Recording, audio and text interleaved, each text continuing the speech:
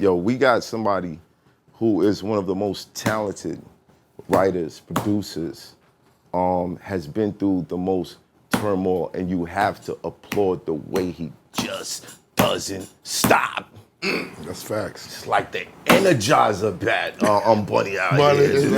He keeps going and going and going and more going. hits, more hits. Yo, we got Hitmaka in the building. Oh! Yeah. For sure. Hitmaka, the god of the rebrand. Yeah. You know what I'm saying? I had to hit my tag because everybody be like, who's actually saying that? Did you get somebody to say your tag? Like, nah, nigga, that's me. Yeah, it is. Keeping all the royalties. I respect it. Nah, Well, man. you know, I always look for interesting ways to start these. Oh, man. See, I'm a fan, so go ahead. No, I'm gonna keep it light though. All right, cool. When did you stop giving a fuck? I think, man, I ain't gonna lie, like, I kind of came in, like, my journey, I kind of came in not giving a fuck, you know what I'm saying? Because a lot of the time, like, if niggas know, like, my whole transition, I started as Iceberg, Right. and I started in Chicago with, like, LEP and all these different niggas or whatever, and then from there, I transitioned to Youngberg. Eve actually named me Youngberg here in Quad Studios. Like, we was out here, and I went to the studio with Eve, and this was in an era when everybody was like, something Burgington or something tin or Pop something or da-da-da, you know what I'm saying? And they used to call me Young Burgington, and that's what she was shout on. Shout to Quad, we was there last night. For sure. Shout out to Junior Reed, crazy shit coming soon. Yes, sir. Yeah. So, I mean, giving a fuck, honestly, the switch for me as far as like from Youngberg to Hitmaka and not giving a fuck was really more so when nobody was fucking with me, you know what I'm saying? Right. Like shit was happening to me. I was like, I'm the victim in this shit. Like, you know what I'm saying? Like,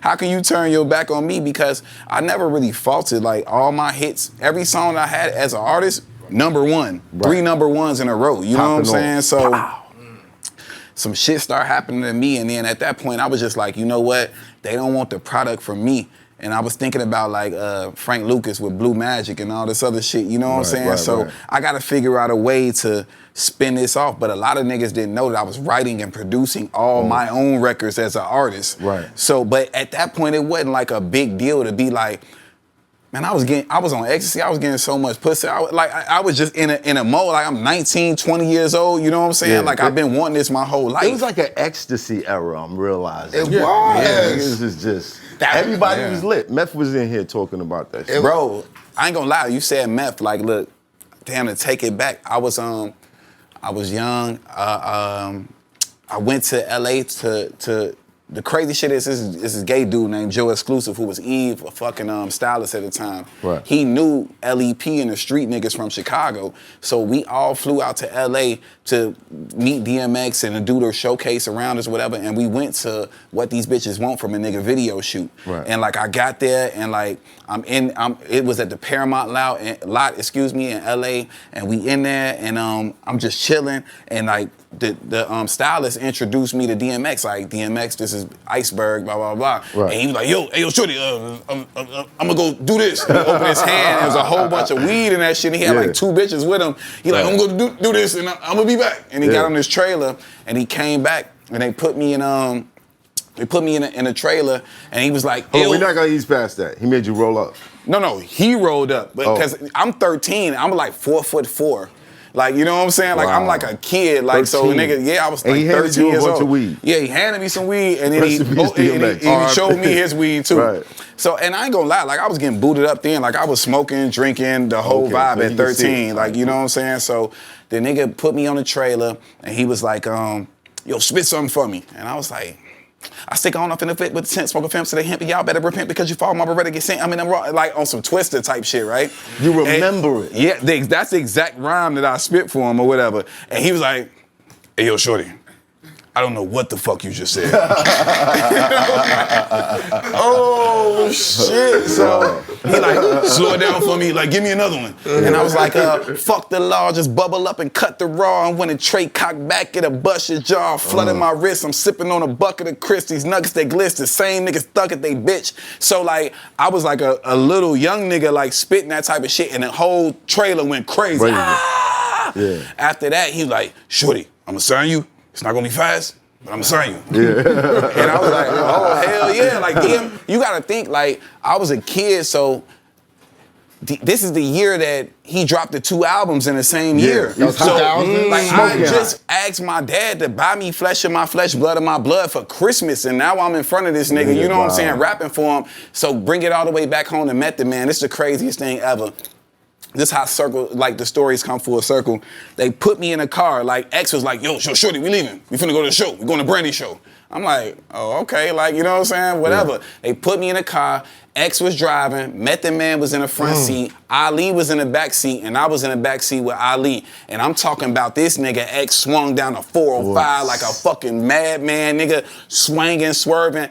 Method Man was so high, he was in a motherfucking car like this in the front seat smoking like this was normal to them. Right. And that was the first time me meeting Brandy, me meeting Ray J, but I was like literally like a kid, bro. And that's crazy, yo, for real, for real. How does a 13-year-old end up in front of DMX? So look, this is like the most outrageous, like my story might be the most like, I'm working on my doc now, like my story is one of the craziest stories ever. So I come from, my background, my parents are millionaires. Like I ain't never ate a hamburger, a hot dog, grilled cheese, nothing in between 2 pieces of bread. I've never like McDonald's, anything like that. Like niggas literally had like chefs like, yo, like you get what you want type shit. You know what I'm saying? So I fell in love with music because Shauna from Disturbing the Peace was my next door neighbor. A lot of shout out to Shauna. Yeah, a lot of people don't know it. Her dad is Buddy Guy. Dad, yeah. And they been filthy. You know what I'm saying? From the jump, they was the first people I ever seen with the Ray J move, the indoor pool, outdoor pool move. You know what I'm saying? Did you see what she posted today? That's my sister, my brother. Oh, my fault. Yeah. So she been racked up. Now, come on. Radioactive. Radioactive. Come on, Hitmaka, you know me. I know him. Yeah. So Shauna, it kind of like inspired me, and I fell in love with music. I fell in love with rap, and like instead of like taking the path of being like the kid that was like 16 with a permit and a Range Rover, I was the kid that ran away from my house, and I was in the streets like spitting crack rocks out my mouth, serving the junkies or whatever, because like this is the era when you really had to live your raps, you know what I'm saying? Right. And I was the biggest drug dealer and shoot 'em up bang bang nigga in my raps, so that led me to go to the streets, and that led me to meet my mentor Bugs, who's right hand with Kanye. That led me to meet No ID. That led me to meet Kanye. That led me to meet Ice Drake. All these niggas that are like the guys in Chicago, and from there, like some street niggas, LEP, shout out to them, you know what I'm saying? Like they end up taking me around, and they was the biggest street niggas in the game, and shit, they introed me like that. Wow. It's hot for trapper turn smack rapper. Only smack rapper that you know is smack rappers. Got bars I can hang with the backpackers. Trap star, I don't hang with the backpackers. I'm in the hood with the work you heard. Making fiends leave earth you heard. Got your baby mama thirst you heard. Feel the flow, nigga, throw it in reverse. This the wave you need to surf you heard.